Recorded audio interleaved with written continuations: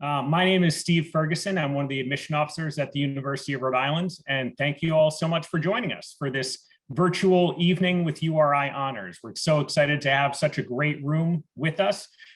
We do have admitted students from 27 states across the country, as well as 5 different countries across the globe joining us this evening. So we're really a great crowd, interested not just in the University of Rhode Island, but our amazing honors program that we have here. So many exciting things to offer. So I'm just going to run through the agenda real quick so we know what we're in for before we go ahead and get things started.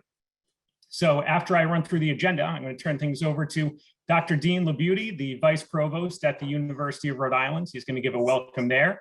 After that, we'll hear from Dr. Lynn Derbyshire. She's a Director of the Honors Program at the university. And then providing an overview of the honors program itself, we're going to hear from Dr. Jill Derner, who's a professor at the university, but also the Assistant Director of the honors program. Following Dr. Derner, we're going to have a student panel where I'm going to moderate a discussion we have with 4 current students who are in the honors program at the University of Rhode Island at various stages through that process. And following that panel, we are going to have a brief lecture for you all where we have a faculty member who teaches an honors course at the University of Rhode Island, going to give you all a little sample of what a class might be like in the honors program. After that, we're going to have time for some open questions and answers. So always feel free to put questions in the chat as you are seeing them pop into your mind. And we'll have time to get to those certainly by that Q&A at the end. Now, at that point in time, we are going to wrap up the official programming for the honors program, but we do have a portion afterwards. We have a pre-health program at the University of Rhode Island for students who are interested in possibly going on to medical school or to become a physician's assistant or anything like that. We're going to have Dr. Andy Simmons, who directs the URI pre-health program, stay on afterwards for about another 15 minutes or so to provide an overview of the URI pre-health program. So if you happen to be interested in that, definitely stay on for Dr. Simmons' presentation as it contains a lot of great information. So right now, one thing I'd love you all to do is to go ahead and just drop the state you're coming from, the city, state you're coming from, or if you're coming from another country, as well as possibly a major that you're interested in. I always love to see the chat populate with those things. But right now, without any further ado, I'm going to pass things off to Dr. Dean LaBeauty, Vice Provost at the University of Rhode Island. Dean? Great. Thanks, Steve. And good evening, everyone. Great to see you. And I love everything I'm seeing in the chat. So first, congratulations on your acceptance. We've had a record number of applications at the University of Rhode Island, over 25,000. And you've not only risen to the top in terms of being admitted, but also being selected for our honors program. So what a distinction and how proud we are to have you with us tonight. So I'm looking at the list and wow, we've got people from all over the place. Let's see, I see Lexi from Illinois, Sam from California, Bethany from British Columbia. I think I just saw the original OG, probably from New York would be my guess. Michael from Georgia, Angela from Hawaii, Zoe from Washington, Jody from Colorado. What an amazing group from around the world, including Minji from South Korea. Great to have you with us. You know, when I think about the University of Rhode Island, I'm seeing all of your amazing majors that are in the chat here, from marine bio to engineering. Let's see, education to music to business to neuroscience and so many more. I think just saw Amaya, who's interested in animal science. Ooh, Amaya, let me see if I can do this for you. I'm going to put a new background, Amaya, just for you. If you can look behind me, that happens to be Jenny, one of our newest members of the URI Animal Farm. But it's great to have such a diverse group of students this evening. Woohoo, animal science gang. I hear you, Haley. Fantastic. So we have such an amazing, diverse group of students today learning about our incredible program. So I want to talk a little bit about what we've all experienced. So URI just spent 6 months. My terrific team, I oversee enrollment and student success, spent months learning about you, right? We read your applications, your essays, we reviewed your transcripts, we looked at those great resumes you had, we saw your involvement. And yes, Angela, we even read all 5 of the recommendations you sent in. And so we really enjoyed getting to know all of you. But tonight, the tables are going to turn, aren't they? This is a time that you've been admitted and you get to learn a little bit more about our community. We're done evaluating you, and it's time for you to get to know us a little bit more. I've been part of the URI community for over 21 years. Both of my children attend the university. And I have to say that I can't wait for you to learn over the next couple of months about the university. You know, you're going to learn about our students, faculty, and amazing staff who make URI who we are. You're going to learn about our beautiful location and amazing facilities where you'll do your best work to learn, to research, and sometimes to play and have fun. And then you're going to learn about our programs in many majors to be part of. You know, I'm confident that you're going to enjoy meeting our team and the special community who make us who they are. They're really an amazing, caring group. And there's no question that over the past 2 years, I've seen our community come together in amazing ways, whether it be our engineers adjusting CPAC machines to create ventilators, or our nurses and pharmacists running clinics, or even some of our honors faculty helping to run some of our testing centers when we were reopening our semester. It's really an amazing community that's come together. Facility-wise, you'll see behind many of us with these pictures, we've invested over $900 million in state-of-the-art facilities, and we have more planned. We're actually going to be opening this fall our new Harrington School of Media and Communication, the top floors. We just opened our new Facitelli Engineering building, and we've broken ground on our amazing Fine Arts Center. And so you deserve the best, and we're pleased to say that our facilities are just tremendous for you to do your best work. And finally, in terms of our academic programs, you're going to, you know, we have new ones like neuroscience, innovation and entrepreneurship. We have new ones like, let's see, international studies and diplomacy. And then we have ones that are known throughout the globe, like our languages, engineering, PharmD, and so much more. Tonight, though, you're going to learn about one of my favorite programs, a group of special, amazing people in Dr. Derner, Dr. Derbyshire, Dr. Reed, and others who are part of our amazing honors program that allows you to connect honors to all of your exciting majors and interests in such an exciting way. It's the people in the community and the facilities that I think really makes our honors program special. You'll learn about our learning communities, which are groups of students who live and learn together that first year. And there's nothing better than being an honors student living and learning together with others who have your interests and passion. As you can see, I could talk about my home, my alma mater, my favorite place on earth, the University of Rhode Island, but you certainly do not want to hear from me all night. And so I want to say congratulations and welcome. I look forward to getting to know you all over the next couple of months. And it is my pleasure to turn you over to our director of the honors program, Dr. Lynn Derbyshire. Thank you all for coming.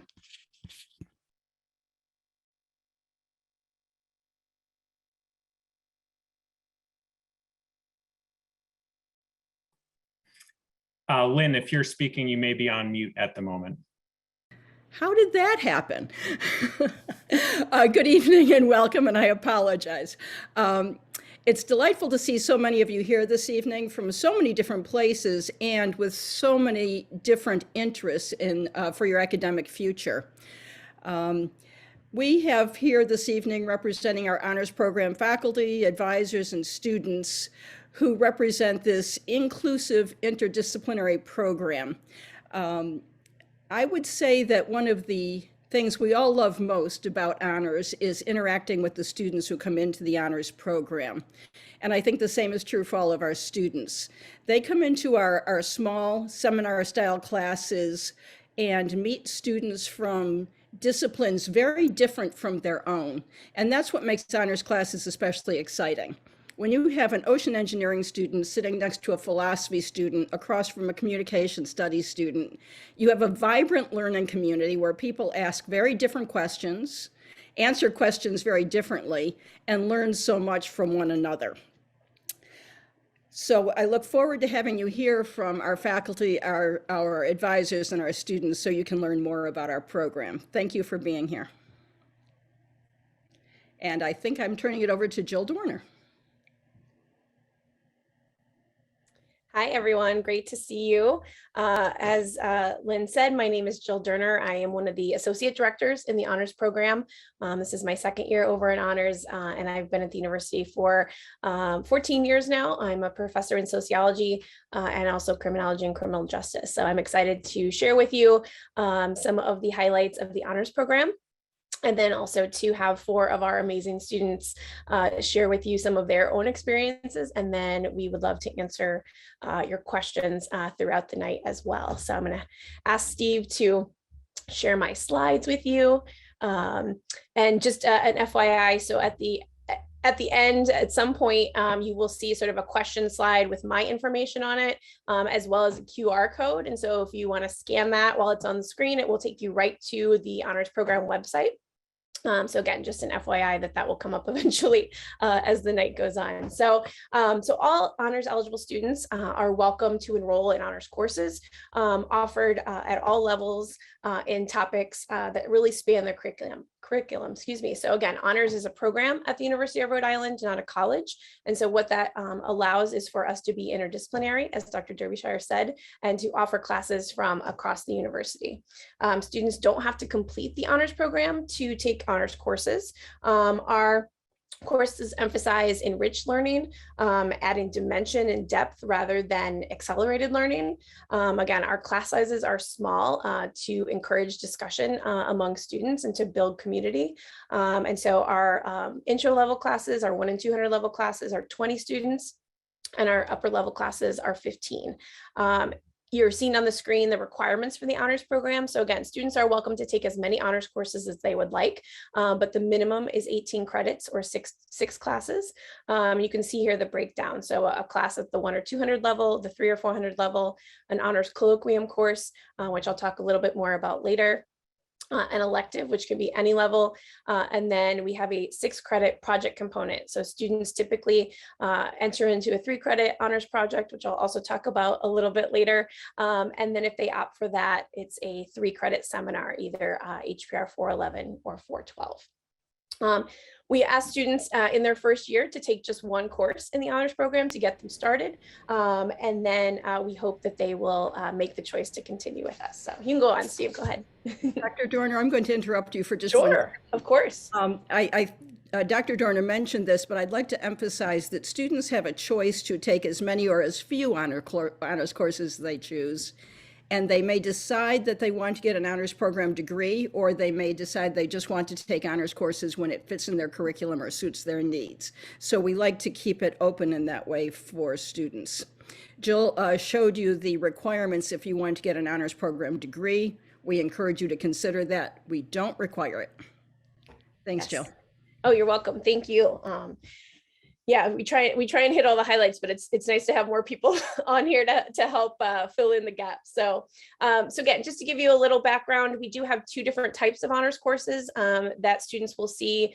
Again, as you're preparing to look at courses for fall, potentially, we have honors sections of standard courses that are found throughout the university. So for example, writing 104H, which is obviously a course that many students take across the university. It's writing to inform and explain. And so it does fulfill general education requirements, and also it does count as a honors program class. We also have classes that are unique to the honors program. So under our HPR course code, and these are classes that are only available to students who are eligible to take honors classes. And we'll talk about, obviously all of you are eligible, that's why you're here tonight, and we're excited about that. And once students are at URI, they have to maintain a 3.4 GPA to be eligible for honors classes. You can go ahead, Steve. So again, I'm just going to highlight some classes that we have on our schedule for next fall semester that you could all potentially take. I'd be happy to answer questions about these later, or perhaps some of the students could answer them if they've taken some of these courses. And so one class that we offer every fall is Math 142H, which is one of our calculus courses. And this is a class that typically is taken by students who have AP credit in Calculus AB. So again, many of you who are in the STEM disciplines may have a requirement to take this class. And so this is something that we offer to those students. A new class for fall is one of our astronomy courses on stars and galaxies. And we also do offer a second astronomy course on the solar system. So again, science courses for students all across the disciplines, not just those that are interested perhaps in chemistry or physics. You can go ahead, Steve. We also have a class on film, which is a popular choice with students, obviously, who are film majors, but also in multiple disciplines across campus. Again, to give you an introduction to film techniques and genres of film and things of that nature. One of my personal favorites is the criminal justice classes. Again, that's my home department. I teach the criminal justice system course. And then for the first time this coming fall, we're also going to offer a second course, which focuses more on crime and delinquency, what types of crimes people commit and why. You can go ahead, Steve. One of our popular classes and something that we're able to offer taught by one of our staff on campus is our Black Lives Matter class. And again, this looks at the civil rights movement all the way up to the Black Lives Matter movement, compares and contrasts it, excuse me, and also looks at obviously implications of things like race, class, gender, socioeconomic status, right, in our modern society, but also historically. We also will have a section of Intro to Gender and Women's Studies that's taught by one of our other associate directors, Katie McIntyre. And so again, to learn about the theories and the process of socialization when it comes to gender, historical implications and perspectives, and also looking at social change, right, across different waves of the feminist movement, but also how the human rights movement and other historical, the other historical periods impact how we look at gender and talk about it. Go ahead, Steve. We also have classes on dinosaurs, right? Which again is a personal favorite of mine. I think it's super interesting. I'd like to take it myself, taught by a very dynamic professor who's very interested and excited about the topic. So again, that's been a very popular choice for many of our students to take in their first semester. We also have a class that many people may not have heard of before, but we have seen it become very popular, and that's a class on the impact of death and behavior. So again, the sort of human experience of dying and issues of quality of life, which is taught by one of our former colleagues in the honors program, Carolyn Hames, who's also a retired nursing professor. And so students have come to really become interested in the topic of thanatology. You can go to the next slide, Steve. We also offer more traditional sections of first year courses. So the foundations of health, obviously many of our kinesiology majors take that as part of their core curriculum. Microeconomics, again, taught by one of our associate directors, which obviously is required for many majors across campus and is a popular class during the fall semester especially. Shout out to Erin, right? She's on here somewhere, who teaches communication fundamentals for us as part of our honors program. Again, another class that I would say probably 90 to 95% of students on campus take communication fundamentals. And so these are honors sections of that class. And then we also have one of our physics series. So we do offer several different levels of physics. And this would be the first introductory courses that students could take as they come into the university. You can go ahead in the next one, Steve.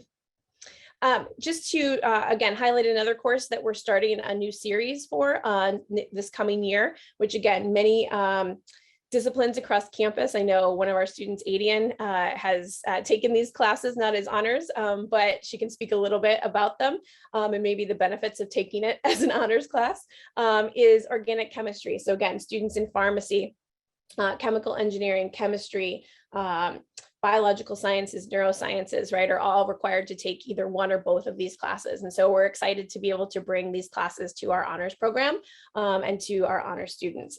Again, these do have prerequisites, so students typically take them starting in their second year, but depending on AP credit or other things, students may be able to start sooner. You can go ahead, Steve. So I mentioned when I was talking about the requirements to complete the honors program degree was our honors colloquium. So for over 50 years, and Dr. Derbyshire can maybe pinpoint that number a little closer. I believe it's 59 or 60. We're getting close. But for over 50 years, the URI Honors Colloquium has been the largest public event sponsored by the university. It's brought leading speakers from around the country and other nations to engage students and faculty and the larger community in Rhode Island to really key events and topics, current issues, right, of the day. And so each colloquium includes a public lecture series that are free and open to the public. The last few years, we've obviously streamed them online as well, which has helped us even broaden our audience even more. It also has an honors course that students enroll in, where they get to interact more one-on-one with the speakers that come to campus. And also other interactive events on campus. So we've had theater productions that go along with the Honors Colloquium. We've had art installations. We've had special speakers that come to talk about different topics throughout that time.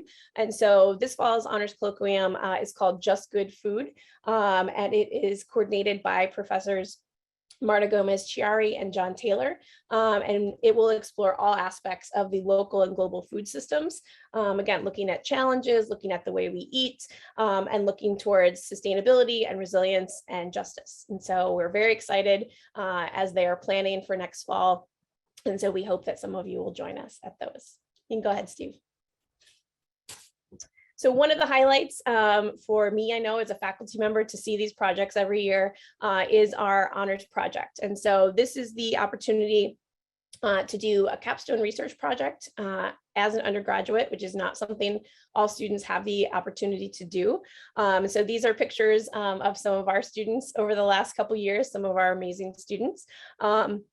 And so students pick a faculty sponsor to work with to help guide their research and to help them learn about how to design and execute and present a project. And so the culmination of that project, and we're excited to return in person this May, is our project poster session, where students are able to talk with community members from URI, their families come, the faculty come, and it's a great and very proud day for all of us and for all of our students to show off all of their hard work that they've accomplished.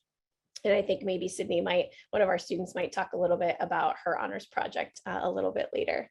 You can go ahead to the next slide, Steve. So again, some of the perks of the honors program, right? So we have a multitude of opportunities for advising, both honors specific and also general questions. So all of us who work in the honors program have lots of experience advising students across campus in many different disciplines. We have walk-in hours and appointments throughout the week, both in our offices in Lippert, but also in different venues around campus, and obviously on Zoom is another venue that we've adopted these last several years, but we also know that that is something that works better for some of our students in terms of time and commitment. We also have specific advising for pre-health and for national fellowships. And again, you're going to hear from Andy Simmons later if you're interested in pre-health. So I'll save that for him to talk about. And I'll mention a little more about national fellowships later. We also have early registration that students can be eligible for starting in their sophomore year.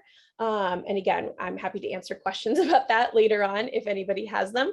And we also, as Dr. Derbyshire mentioned before, we have a lovely lounge for our students that has comfy chairs and couches. We try and put snacks out every once in a while. We have a kitchenette so students can make food, make coffee. And so we'd love to see students just hanging out and studying and spending their time in there, getting to know one another outside the classroom and helping to continue build that community aspect of the honors program. You can go ahead, Steve. So as I mentioned, we do house within honors is our Office of National Fellowships.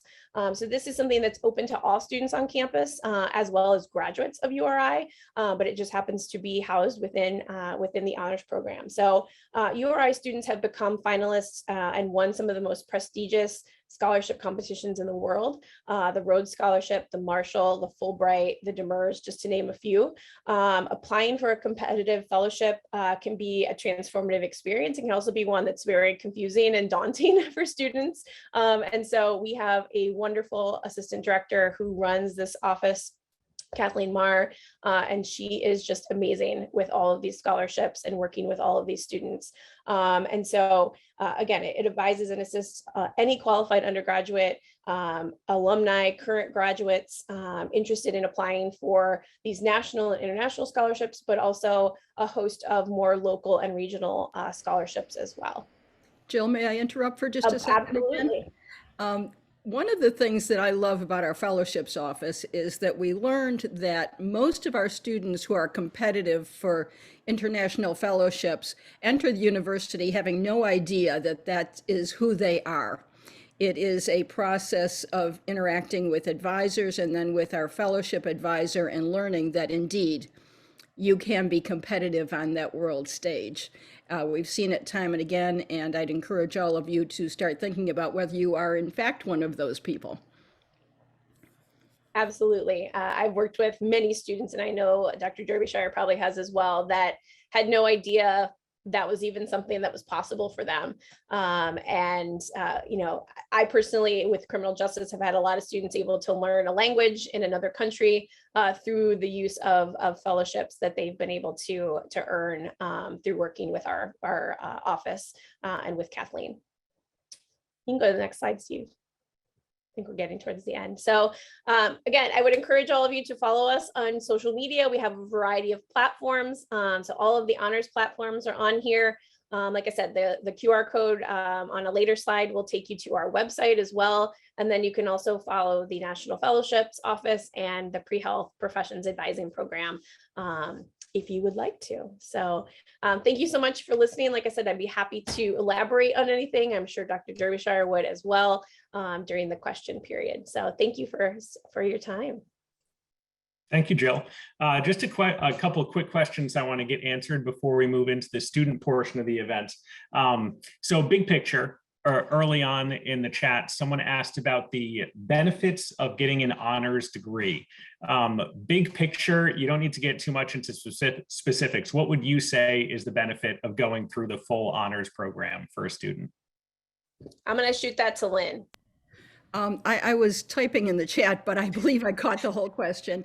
The first thing I have to say about the benefits of being in the honors program is being in the honors program. It is interacting with other students who are highly motivated, interested in developing deeper critical thinking skills, taking classes that are very interdisciplinary and not available to students not in the honors program. Certainly, having an honors program degree on your transcript is a benefit in many instances, especially students who are going on to graduate school. Can't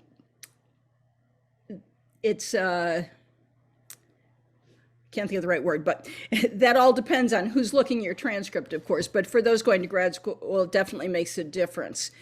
For students interested in pre-health and pre-law, I think another advantage is if they're going to be taking graduate admissions exams, MCATs, LSATs, what have you, the kind of seminar style classes that encourage deeper thinking, more critical thinking are of a huge benefit when you go to take those exams.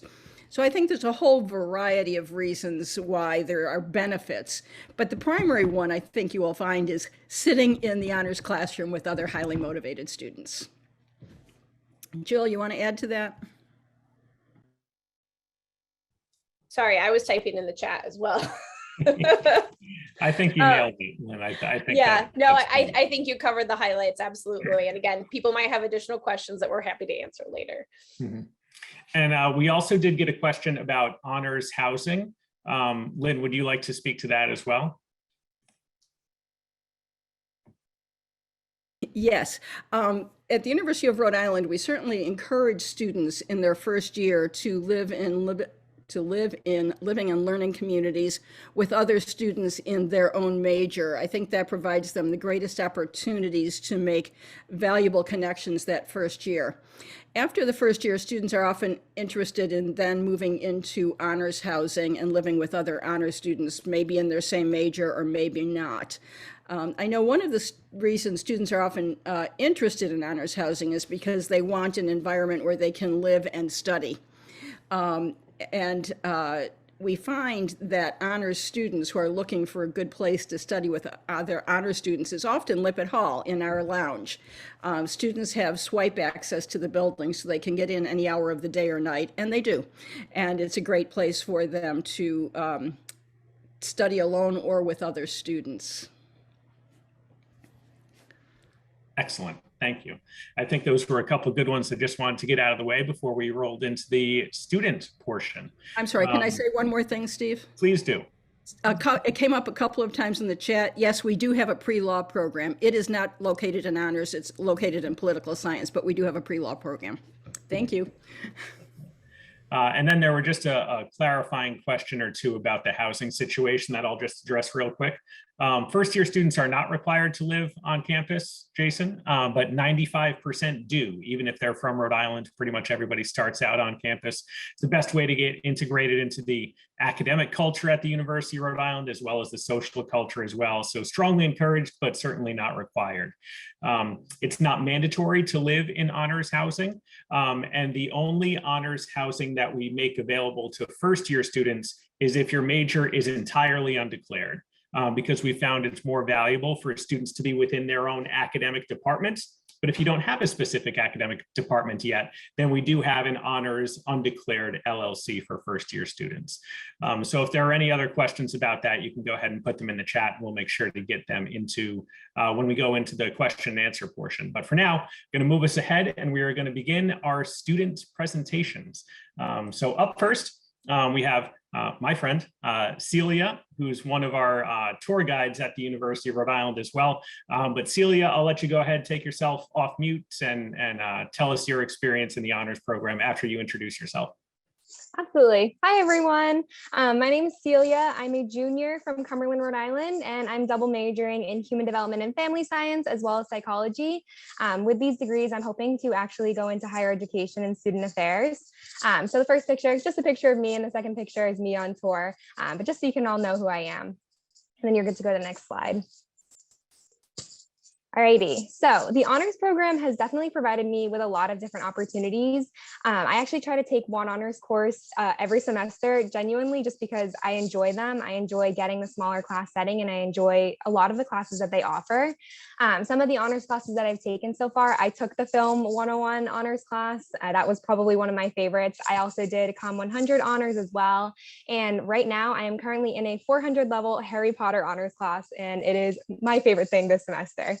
But what I wanted to talk to you all tonight was about the honors colloquium, because the honors program in general has also helped me grow in a lot of ways. It's given me a lot of different skills, such as public speaking through talking in smaller classes. It's helped me learn about diversity, equity, and inclusion. And so I was hoping to be able to talk to you all tonight about the honors colloquium.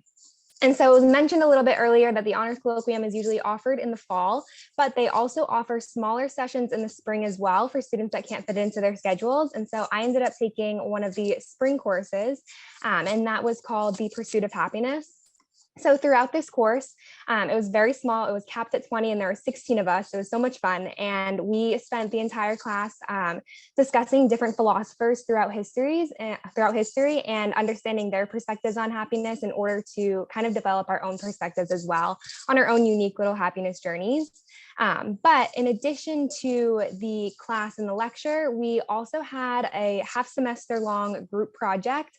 And so the goal of the group project was to promote happiness for a disenfranchised population.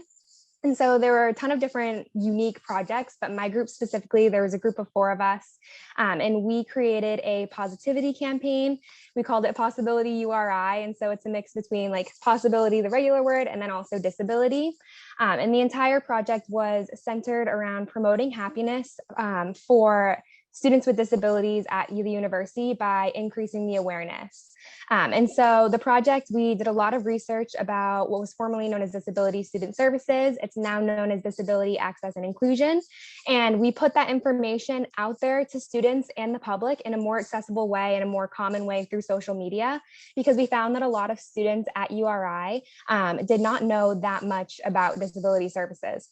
And so as you can see, the first picture on the right that says Disability 101, that's one of our infographics that we had out there. So just so students and the general public could start learning more about disability services. And then we also had some other fun little things as well. We had celebrity spotlights, and so you can see that with Billie Eilish, and that was really designed to help students and the public create a general connection outside of the university as well. But our main focus on the entire project were these student spotlights. And so you can see one at the bottom. And so these were designed to highlight students that had a disability at URI, and it really allowed them to just share their story and get the word out there. And so their stories were focused on how they were able to use disability services on campus, and just to spread the awareness to everyone. And so that was what my project did. It ended up being pretty successful. The Instagram page is still on there, and as of right now, it's currently being transferred over to Disability Access and Inclusion. So they're taking over the account, which is something that made us happy because it had a long-term impact on the community. But that's just one of the many different paths that the honors program can take you on. And so if anyone had any questions, I can throw my email in the chat for you all as well. But thank you so much. Thanks, Celia. That was great. And we did have someone drop in the chat that you were their tour guide when they visited over the summer. And apparently they enjoyed it. So you did a good job. Proud of you. Oh, that's so exciting. That's one of my favorite things. That's awesome. So next we're going to hear from Grayson. Grayson, are you here? Can you take yourself off mute and say hi to everybody? Here I am, Steve. Thank you. Good evening, everyone. I want to thank you all for coming out here tonight. I'm super excited to get to talk to you all. This is a wonderful opportunity for me. Obviously, Celia got to share her story, and like she closed off with, it is a very customizable thing joining the honors program. So I'm going to walk you through a little bit of what my path has looked like. I call it a path, but honestly, I have taken honors courses that have gone all over the grid of all different kinds. I have a very interdisciplinary perception on the honors program and my experience with it. But first, before we get into that, just a little bit about myself. My name is Grayson Ebnetter. I am pursuing a major in finance and a minor in leadership studies. I am a sophomore, so I am in the class of 2024, and I'm from Oradell, New Jersey, which is in Bergen County, right outside New York City. And Steve, whenever you're ready.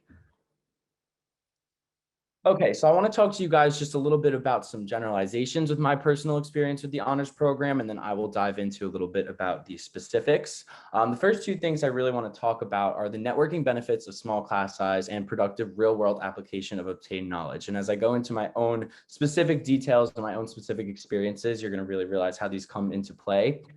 So first and foremost, there is something really few and far between about the URI honors program being located where it is at a school of our size. It allows you to obtain connections with your professors and the peers around you on top of what you already get from our already basically pretty small class sizes. But this only really emphasizes that opportunity.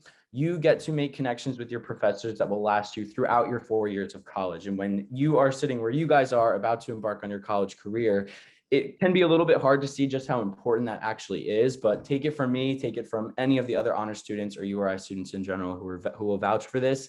Having those networking connections, those people who will be willing to write your letters of recommendation, people who will be willing to speak on your behalf, that is of immeasurable value to you. So joining the honors program and being able to collaborate with professors and students around you who will be able to give you those connections is really, really important.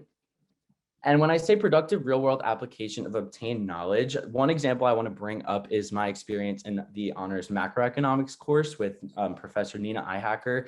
That was a very, very cool opportunity just because of when I was taking the course. So I took that the second semester of my first year, which was the beginning of 2021. And we were just coming out of the first really big cloud of COVID-19. And Professor Eihacker actually designed the course to teach us about how COVID-19 impacted our economy as a society in the world. And so, I was taking that class, but it almost didn't even feel like I was learning macroeconomics content. I was learning what mattered in the world today. And that was a really, really important experience for me. And in speaking to people from other schools taking similar classes, they definitely did not get that same experience. As someone who's about to enter the business world in just a couple of short years, having that knowledge on my shoulders is, again, of really immeasurable value. One more thing I would really like to touch upon to close things off is just how customizable the honors program is for you in general. As I said, the two that I've mentioned so far are under my belt, but something that is a little bit less related to those two. My Art of Activism class, it was a Grand Challenge honors course that I took, HPR 183.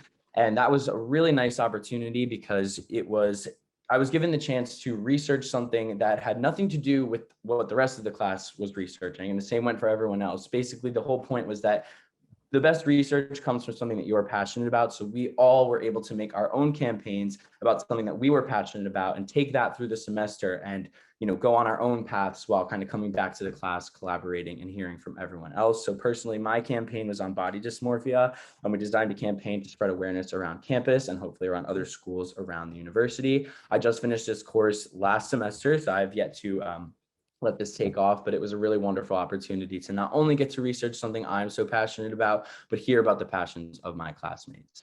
Obviously, I could talk your ears off all night about how much I love this program, but I will conclude with this is something that I definitely recommend and given the chance. Thank you, guys.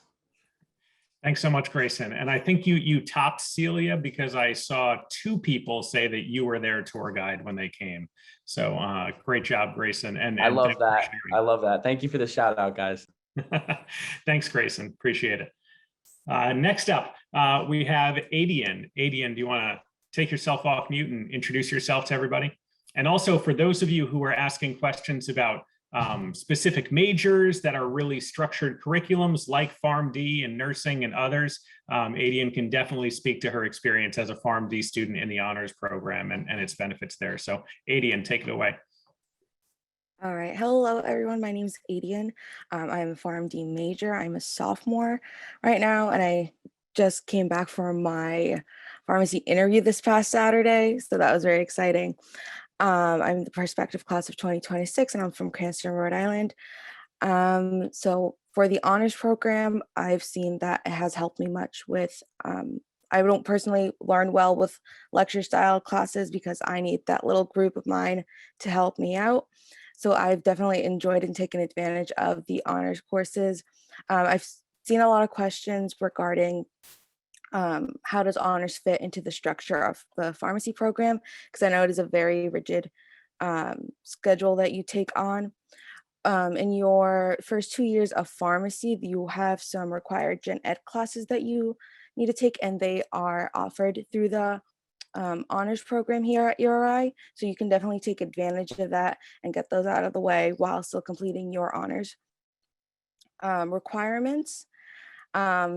Currently, I still take honors classes because I just enjoy them. I currently take a class with Dr. Durner on sociology, and it's just like a breath of fresh air from all the STEM classes that I need to take, especially organic chemistry, which I was super excited when they announced that they are offering that next year. I would definitely say take advantage of the honors program if you get a chance. Work closely with your academic advisor and your honors advisor to sort of set out a plan. But if you set out a plan for it and you have your heart to it, I think it can be done. And I'll drop my email in the chat if anybody has any questions and you'd like to email me. Thank you. Thanks so much, Adian. I appreciate it. So yes, it definitely can be done even with the rigors of some of the more structured curriculums. There's always spots to fit in some honors classes, like with courses that need to fulfill your general education requirements, and also really helps to just exercise a different portion of your brain, which can be really nice for students in those programs. Next, we have Sydney. Sydney, you want to take yourself off mute, introduce yourself, and talk about your experiences here. Okay, hi everyone, my name's Sydney, and I'm a senior cell molecular biology major on a pre-med track here at URI, and I'm originally from Atlanta, Georgia, and I'm also a student athlete on the women's tennis team here. And overall, I would say I've had a wonderful experience participating in the honors program here, and it's been a really great opportunity for me to supplement my learning and be able to explore my interests both within and outside of my major. And I really love the smaller class sizes that you're able to get with honors classes. And it's been great to interact with professors who are so passionate about the subjects they teach, as well as students who are really excited to learn. And I've been truly able to connect with my professors and develop strong relationships with them in all of my honors classes.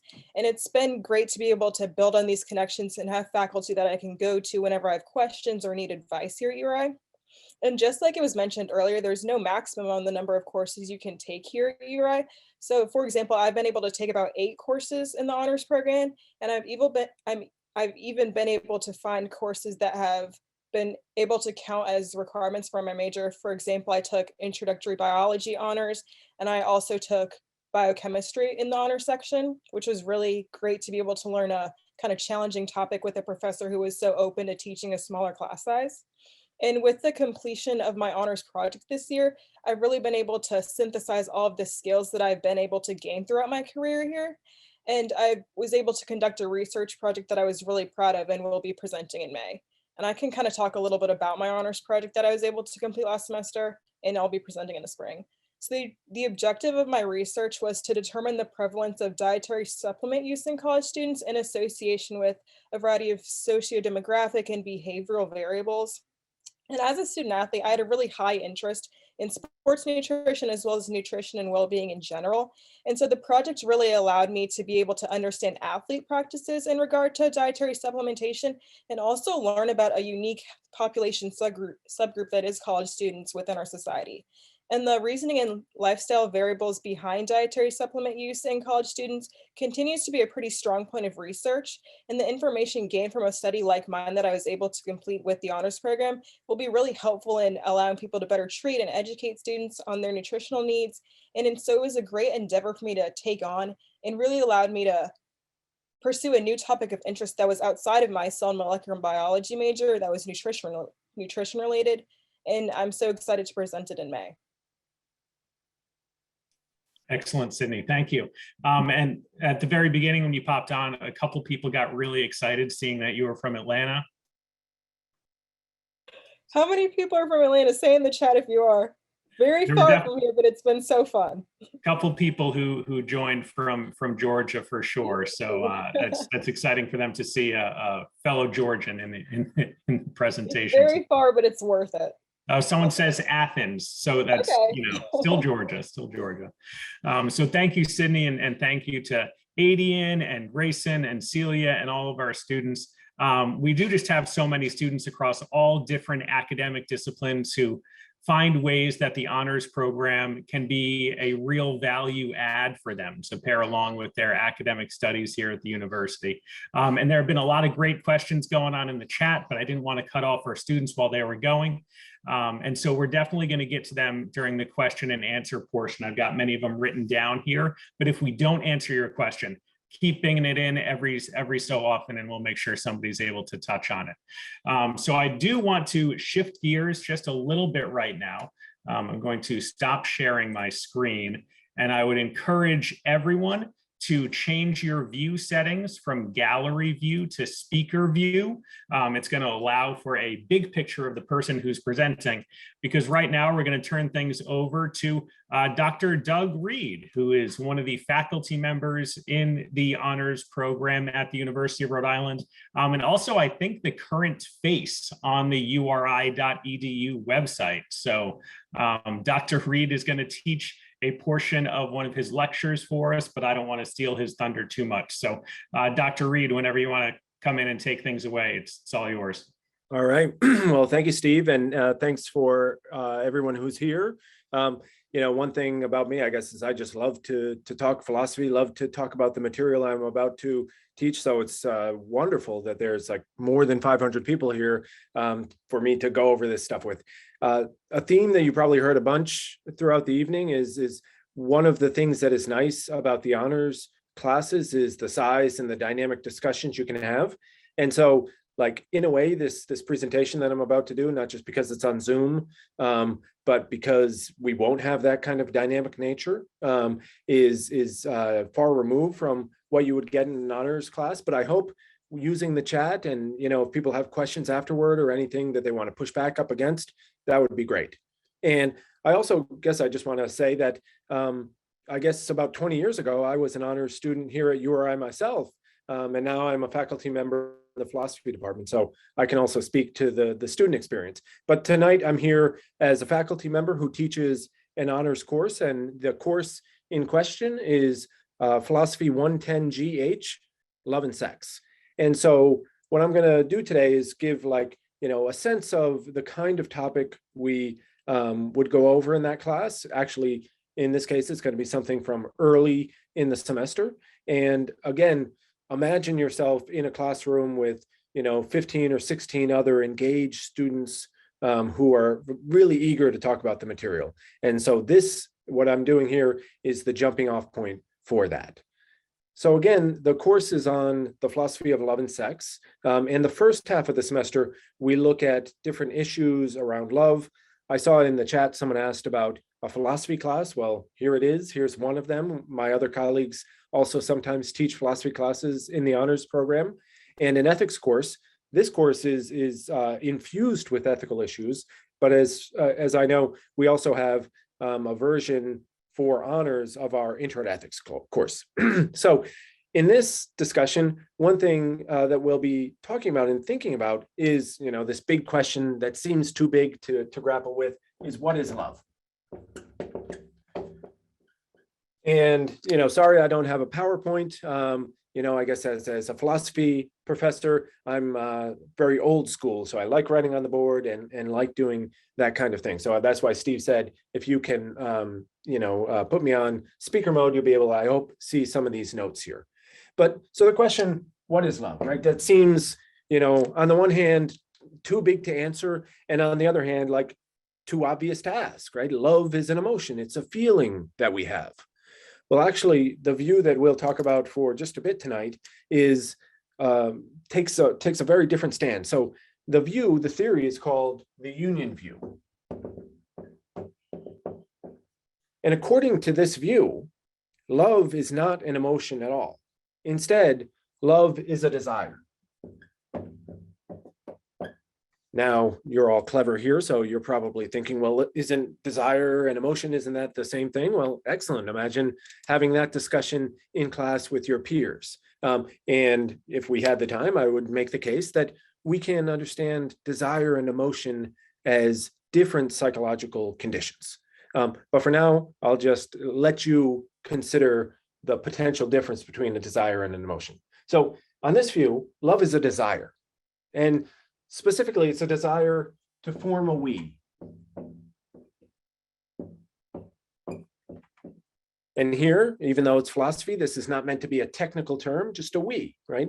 When two people are, right, they no longer just think of themselves as me and you, but instead it's a we. So on this view, romantic love specifically is a desire to form a we. And again, if we were in class, we'd talk about some more caveats with a particular person and desire that they feel the same way about you, all these things that fill out the view.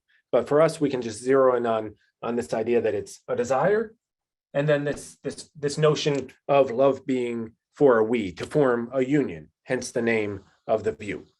So if this is the case, right, when we actually have love and when the other person loves us back, then we enter into a we. And the idea here is that this changes our identity.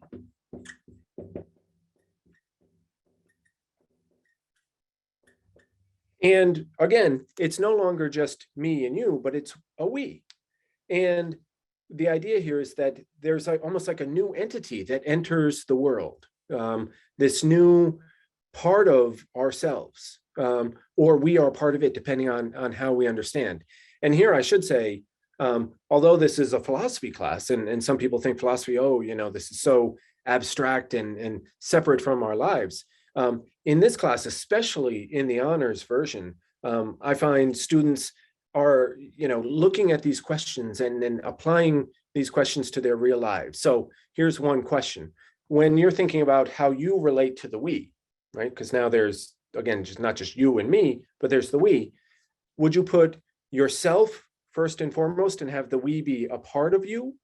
Or is the we the primary agent and you is just one part, right? And I think it's really helpful for especially people your age, but really anyone, to think about how they are when they enter relationships. Do they prioritize the we, or do they prioritize their own independence and autonomy? So at any rate, right, our identity changes, and I just use this word autonomy. And the idea here is that when we enter into a we give up some of our freedom.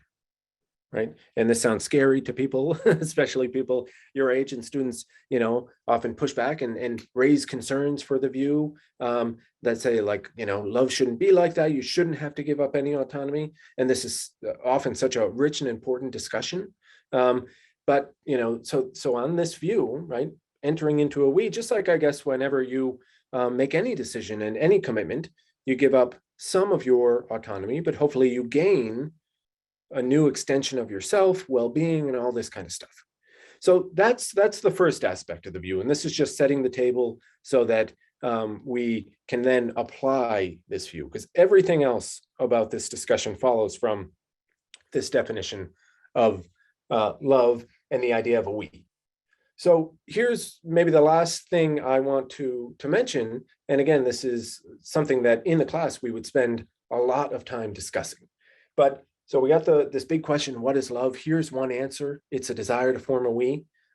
Here's another question, maybe a little bit more tractable, but challenging nonetheless. What do we love?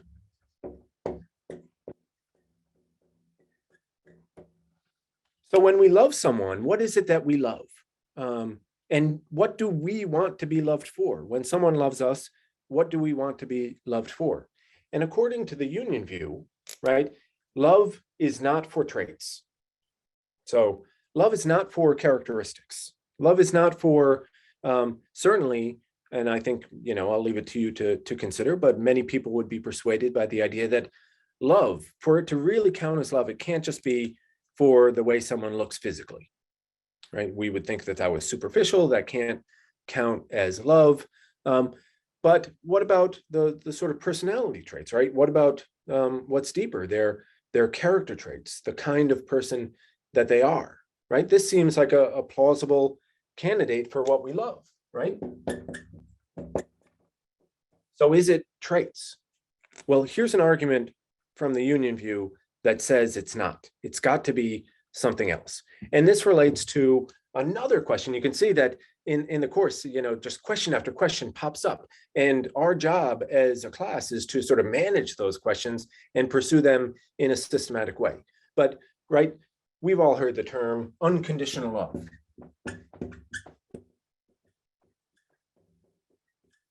And one thing we might ask is, what would that mean? And what would it be for love to be unconditional? And can love be unconditional? So now we got a bunch of questions in the air. Let me bring them down to earth with a nice little argument for you to think about, and we'll tie it in with some more questions. So here's the idea, and maybe I'll just give myself some space here. So here's the first premise. And again, I'm a philosophy professor, so we love putting arguments up on the board, right? First premise, first main claim in the argument. If love is for traits, right? So this is the idea in question. Is love for traits? Well, if love is for traits, then trading up is reasonable.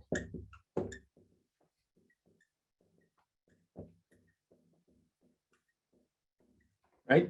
And again, this idea of trading up is not meant to be anything mysterious or anything like that. It's just, the possibility that if you're with someone and you find someone better, right, then you trade up.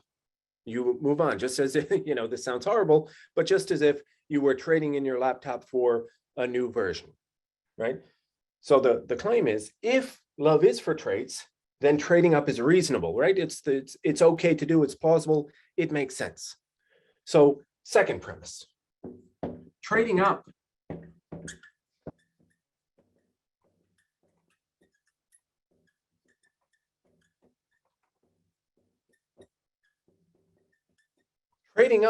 is incompatible with real love, right? So the idea here is that if I love my partner because they have a good sense of humor and they enjoy watching sports, those are some of the things I love about my partner. But if that's really what I love about her, and then I find someone who has an even better sense of humor and loves watching sports even more, right? Again, if that's what I love about her, then it makes sense for me to move on and trade up to this new partner. But hopefully what you're all thinking is, right, no, if that's the case, that's not love, right? If you really love someone, you wouldn't trade up. And this is precisely the point. right? So trading up, love is not, right? Love is not for traits. It can't be. Now, sometimes people who are dating and think they're in love do trade up, or sometimes we're in love, we fall out of love, and we become willing to trade up. And in fact, this might be another one of those instances where there's some real practical advice here. If you're in a relationship and you think that you're in love, but you also find yourself, seriously contemplating leaving your partner for someone who you think is better, right? That's a strong indication, on this view at least, that you're no longer in love. So a little way to sort of test where you are in your relationship. But again, the idea is that if you have this attitude, right, then you would be unwilling, or then if you loved someone just for their traits, then you'd be willing to trade up. But if you really love someone, you'd never trade up. And so love can't be for traits. Instead, on this view, it's got to be for the person themselves, the person who underlies those traits. And that's why we can stay with someone and love them, even when their traits may change, both their physical and sort of characteristic, personal traits. Now, last thing I'll mention is that, so in philosophy, just like in science, a good theory has to be able to explain the data. And in this case, the data is like human experiences, right? How we experience love, what other people tell us about love, and all of these things, right? So the question is, does this union view explain why trading up is incompatible with real love? And on the one hand, right, there's just a kind of cold calculation that explains it. I've spent a lot of time with this person. I've invested, months or years in this relationship, and it would be unwise to risk it all for someone who I don't really know. Okay, they seem nice, they seem very funny, but actually, if I got to know them better, if I was with them, then it would become clear that they're not what they seem to be.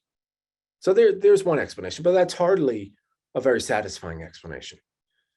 But if we go back to this idea of the we, and if we take it seriously that when we are in a we, it changes our identity. Or we form a new identity, a new part of ourselves. Then the idea, according to this argument and according to this view, is that if we traded up, we would risk losing our identity. We would risk a part of ourselves, something that we hold dear to ourselves, not just the relationship, but literally on this view, a part of our identity, something that, we are a part of and that has, become this huge aspect of our lives. And so we would never risk that. We would never be willing to trade up. And in fact, you might say, like, because of that, even if we saw someone who had all these different characteristics, we would never find those characteristics better.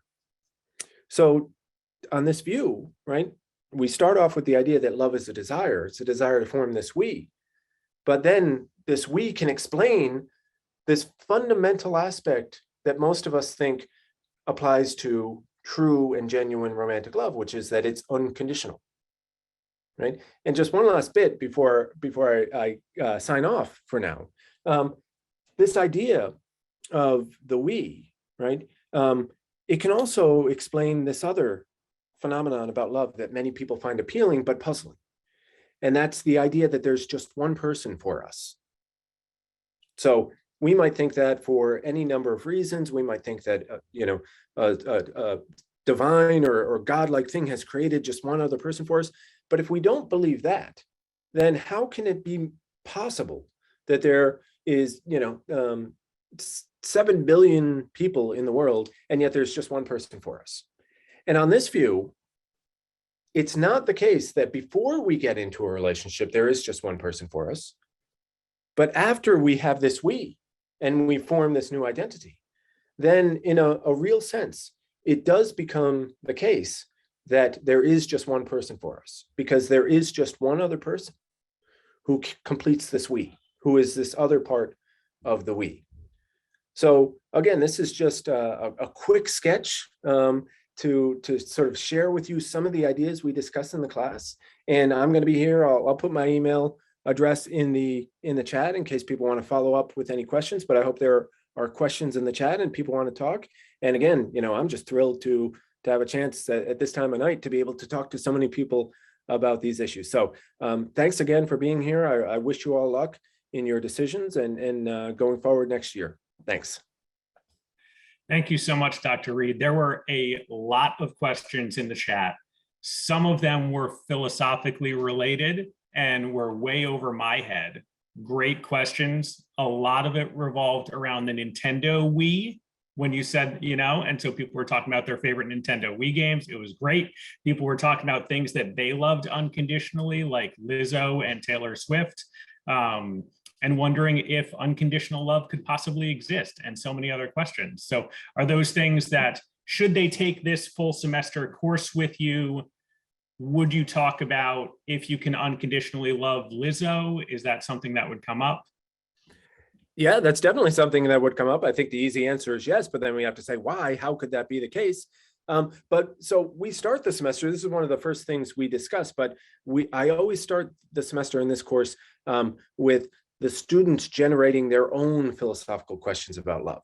And one question that a lot of us have is, are there really different types of love? So like one's love for Lizzo, is that the same kind of thing as one's love for their romantic partner or their parents or for great discussions? We call all of these love, but are they the same, or are they the same human experience? And if not, how do we characterize each? So yeah, that sounds like a great question. I can't wait to go over the chat and see all the different questions that people have asked. So thanks so much, everyone. Yes, it's going to be fantastic. I'm sure you'll enjoy scrolling back through. So for the next little bit, I do want to take a few minutes to get some of these questions answered because there were a lot of great questions, more than we can possibly get to during the rest of the time that we have together. So anybody, please, if your question that you really want to get answered doesn't get answered this evening, I'm going to put my email address in the chat at a certain point. I know many of our folks associated with the honors program have done so as well. Please do feel free to reach out to anybody whose face you have seen or voice you have heard this evening, and we can be certain to answer those questions for you. Some things I do just want to get answered, either from Dr. Derbyshire or Dr. Derner. We had a couple questions. How many students are in the honors program? How many students take honors classes? How many complete the full honors program? And how does one join the honors program? How do you accept this offer? So I was not a philosophy major, but I'm sure I can make this answer as complicated as possible. Because we do not have a set program, but encourage students to participate in honors in the way that works for them, it becomes difficult to identify how many students are actually, quote, in the honors program. We have about 1,000 students a year taking courses. That's about the best answer I can give you. In terms of being in the honors program, if you receive notification that you are eligible for the honors program, you are in the honors program. As long as you maintain a 3.4 GPA, you may take honors courses when and if it suits your needs. I saw a lot of questions about majors and courses for majors. Most honors courses fulfill general education requirements. Every student at the university has to take roughly 1/3 of their credits in general education. So almost all honors courses fulfill general education requirements. As I think Adian said, some courses will fulfill requirements in your major as well. But we don't have this, somebody put in a link for the courses for this semester, but we have different courses. Some courses we have every semester, some courses change every semester. So if we don't have a course in your major this semester, we may have next semester or next year. But that does not stop you from participating in honors because you need those 40 credits in general education anyway. And students from every major in the university participate in honors. People in the Greek system participate in honors. People who study abroad participate in honors. We welcome everybody to come and participate as it works for them. Many folks were also asking about financial benefits or things like that that are associated with the honors program. So I can speak briefly, but then I want Lynn or Jill to add on to it. So there are no additional scholarships or funding that are directly tied to being a part of the honors program. The first year merit-based scholarship awards that many of you would have received, that's the big bulk of the merit-based scholarship that you are going to be receiving. There will be more information forthcoming within the next probably 3 to 4 weeks about the FAFSA, information coming back from the FAFSA documentation that hopefully you have all submitted, but if you have not, please do so soon. Once that information is released, you'll know down to the dollar exactly what URI is going to cost for you to attend. But Lynn or Jill, if you want to jump in and talk about some other fellowship opportunities or scholarships that students have found out about because of the honors program, that would be great. I saw a couple students asking about study abroad, if it's connected to honors study abroad and international internships. We're not directly connected, so it doesn't give you a leg up, so to speak, with those opportunities. However, I do think, and Lynn, you can comment on this as well, but I do think that our students are able to find out about more opportunities because of their involvement in the honors program, through classes, through connecting with faculty across campus, but also connecting with our Office of National Fellowships. So I don't know if Lynn has more to add, but I know a lot of people were asking about that in the chat, and I was trying to answer it, but I'm not sure it got through to everybody. So for students who want to study abroad, I often work closely with them to help them either fit in their honors courses around the time they're away, or sometimes we are able to examine the courses they're taking while they're studying abroad and count one of those towards their honors program degree. Our goal is to say yes as often as possible, so we work closely with students to make it work. In terms of financial opportunities, we do have a fund that we use to support students doing research. So if students have funding requirements for research that they're doing in honors, whether it's for honors courses or whether it's for their honors project, they apply and we supply funding for that. Also, although the fellowships office is available to all students in the university, it's located in honors. And for students who want to study abroad, Kathleen Marr, who's director of fellowships, keeps very close tabs on the various scholarships and fellowships that assist students who want to study abroad. It has been remarkably successful with helping our students to do that. So not restricted to honor students, but since she's in the honors offices, it certainly helps. Yeah, they really do fantastic work, and it's quite remarkable, honestly, when I've gotten to speak to some of the students who are in their 3rd or 4th year at the University of Rhode Island, some of the opportunities that they've had in front of them, some of the places they've been able to go, and the research they can get involved in. It's really quite remarkable. Yeah, and I think Lynn or Jill, I think I'm going to get into some admission specific stuff for the last couple minutes, but is there anything else that you just want to say on behalf of the honors program before I get into some admission loose ends?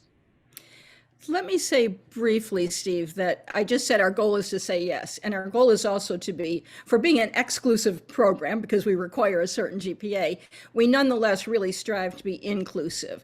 So, for example, if you take organic chemistry your first semester and find yourself falling a little bit below that 3.4 GPA, we say, come talk to us. Let's see what we can do. Let's work together. We are always looking to welcome students into our community as much as possible.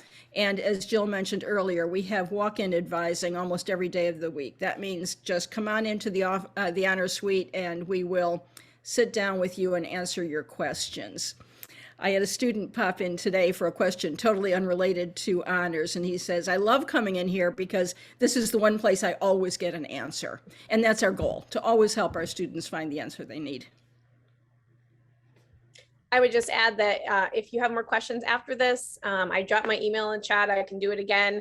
I know Steve will throw that email with the slide with the QR code. So again, you can find all of our emails on our webpage. Get in touch with us if you have questions. We'd be happy to answer them. And then also if anybody who is going to come in the fall, I will be your summer orientation advisor. So I'd be happy to answer questions throughout the summer, but definitely during the month of June, I will be available to you. So. Thank you, Drs. Derner and Derbyshire. We appreciate that for sure. Just a couple things that I wanted to add before we wrap up the main programming, but again, we're going to leave the room open for anybody who's interested in hearing about the URI pre-health program. If you might be considered going on to getting an advanced degree in something to do with healthcare, we're going to have a brief session with Dr. Andrew Simmons. But one thing that was mentioned earlier, someone was asking about advanced placement courses. I'm going to drop a quick link in the chat right here. It's a link to a web page for us where you can see exactly what score you would need on each advanced placement exam, what course they would transfer to the University of Rhode Island as. So we have that listed out for each advanced placement course. We also do accept international baccalaureate credits, as well as students who are getting credits for dual enrollment courses that they might be taking through other colleges or universities. A couple other housekeeping items. So again, we're not going to be able to get to all of these questions. There were so many of you in here asking such great questions. We did the best we could, typing away furiously. So if you have more questions, please reach out to us. But one of the very best opportunities to get your questions answered is to come to campus whenever you're able to do so. Some of the best opportunities to do that are going to be coming up at our admitted student welcome days. Those are large-scale open house events at the university where we are going to have representation from each of our different academic departments. The honors program is going to be there. So if you want to meet Jill or Lynn in person and say, hi, I was at the honors event back in February, that would be great. We're going to have all of our student support services. You'll have the opportunity to take a campus tour, see some of our residence halls, eat food in our dining halls, do all of those things. Those events are designed to be a one-stop shop for any questions you might have about the University of Rhode Island before you go about making your final college decision. So please, if you're able to attend one of those events, definitely do so. They are going to be held on March 27th, April 9th, or April 23rd. The registration for those events is going to be coming out within the next 2 weeks or so. So keep an eye on your email, keep an eye on our website. It'll be all over the place. You won't be able to miss it. So make sure you're able to sign up for one of those events. We also have a really great website. It's called the Road to Becoming a RAM website, which again, is a great resource for you to sign up for any virtual events. It's where we're going to be posting information about our welcome days, but is really a, point A to point Z stop from your road to becoming an admitted student all the way up till the time you enroll in the fall. So definitely check out that website. It's a great resource for you. And all the information that you would need is going to be coming out through the email and on our website. So with those things said, I would like to thank everyone for attending tonight and enjoy the rest of your evening. Stay safe, stay well. If you are interested in learning more about the URI pre-health program, please stay in this room. And in about 2 or 3 minutes or so, we'll get things started with Dr. Andrew Simmons. But thanks everyone for being here. And I look forward to speaking to those of you who continue to stay in the room. Take care, everybody. Thank you so much.